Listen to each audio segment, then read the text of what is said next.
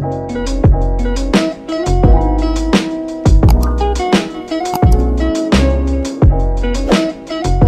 kan lagi viral ya, anak kecil yang naik gunung terus dinyatakan hilang.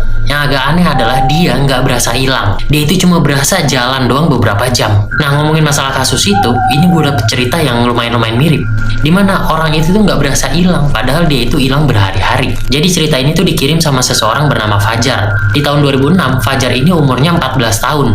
Dia itu main nih ke rumah temennya. Rumah temennya emang lumayan jauh sih, mungkin kalau jalan itu sekitar 20 menit. Pas udah pengen maghrib sekitar jam 5:30, Fajar ini pulang. Nah, pas pulang dia itu harus ngelewatin kebun-kebun warga gitu, kebanyakan pohon mangga. Dia jalan tuh kayak biasa. Nah, tapi pas di tengah jalan, dia itu ketemu sama satu orang ibu-ibu nih. Ibu-ibu itu minta tolong buat dibawain barangnya yang lumayan gede dan lumayan berat. Dia ini pengen bantuin karena kata ibu-ibu itu rumahnya ini deket, paling kalau jalan cuma 5 menit doang. Pas udah nyampe di rumah ibu-ibu itu, ibu-ibu ini buka pintu nih, dan dia nawarin Fajar ini buat masuk, buat minum dulu. Pas ibu-ibu itu buka pintu, Fajar ini ngeliat di ujung di dalam rumah itu ada satu anak perempuan. Pas Fajar ditawarin masuk buat minum, ini anak perempuan yang di dalam rumah itu mukanya kayak ketakutan gitu, sambil geleng-geleng, kayak ngasih tahu supaya Fajar itu nggak masuk rumah itu. Karena ngerasa aneh, Fajar ini nolak lah buat masuk rumah itu, dan dia ini bilang kalau dia itu harus cepet pulang, karena nanti kalau dia itu pulang lewat maghrib, itu ibunya bakal marah. Udah, Fajar habis ngomong kayak gitu langsung lari nih. Fajar lari ngelewatin jalan yang tadi dia lewatin. Begitu udah mau sampai rumahnya, Fajar ini ketemu sama satu orang tetangganya nih. Nah, tetangganya ini pas ngeliat Fajar langsung teriak, "Weh, Fajar balik, Fajar udah balik nih." Langsung tuh tetangga-tetangganya semua langsung pada keluar rumah dan langsung ngerebutin Fajar. Ibu sama bapaknya Fajar juga langsung lari terus nangis-nangis. Fajar ini aneh lah nih, ini kenapa kok semua pada ngumpul begini, ibunya juga sama bapaknya nangis-nangis. Pas udah nyampe rumah, Fajar ini ditanya, "Kamu kemana?" Nah, Fajar ini cerita lah kalau dia itu habis bantuin ibu-ibu dan cerita segala macem lah. Nah, di situ Fajar ini baru dikasih tahu kalau ternyata dia itu udah hilang selama 2 hari. Padahal Fajar itu berasanya ya cuma mungkin 20 menit 30 menit doang. Orang cuma ngantar ibu-ibu itu doang kok. Waduh, kacau banget ya. Nenek ini nggak bisa meninggal gara-gara masih ada susuk yang tertanam dan masih ada sosok yang nempel sama dia. Yang suka cerita horor sini kumpul, yang penakut mendingan skip aja ya.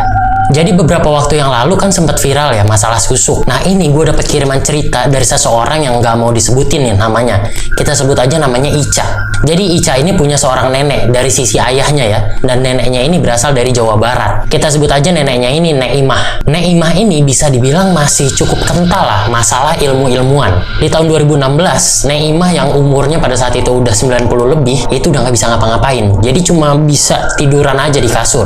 Suatu ketika pas anak-anak dan cucu-cucunya itu lagi pada ngumpul di rumah Nek Imah, tiba-tiba Nek Imah yang cuma bisa tiduran itu melotot dan suara nafasnya itu berat. Mungkin kayak gini kali ya.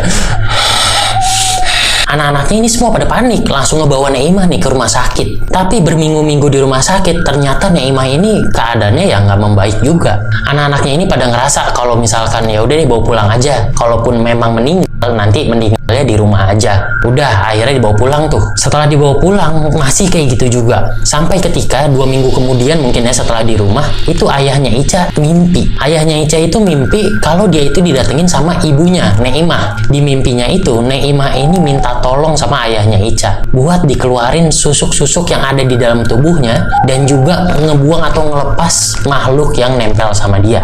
Dapat mimpi kayak gitu, ayahnya Ica langsung nelfon-nelfonin semua saudaranya nih buat suruh ngumpul ke rumah Nek Imah. Akhirnya mereka semua ini ngumpul di rumah Nek Imah itu tanggal 13 Juni tahun 2016. Ayahnya Ica langsung manggil Ustadz buat bantu ngeluarin susuk dan juga ngelepasin makhluk yang nempel. Udah tuh Nek Imah ditidurin di ruangan tengah. Anak-anak dan juga cucunya yang lain itu pada ngelilingin dia ngaji.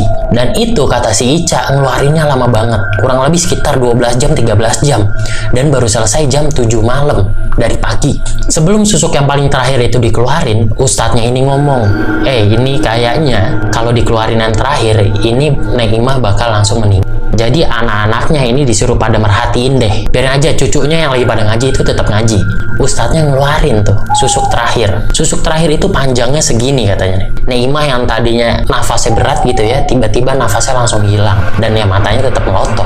Nek Naimah meninggal dunia. Nah, yang lu harus tahu, pas dihitung jumlah susuknya yang ada di dalam tubuh Naimah, itu jumlahnya ada 118. Dan panjangnya itu macam-macam, ada yang segini, ada yang segini. Setelah dipikir-pikir, ternyata anak-anaknya ini baru sadar, itu udah puluhan tahun Naimah nggak pernah sakit sama sekali. Terus kata ustadznya juga, ini sosok yang nempel di Naimah, yang dipiara gitu ya, itu adalah sosok bentuknya harimau.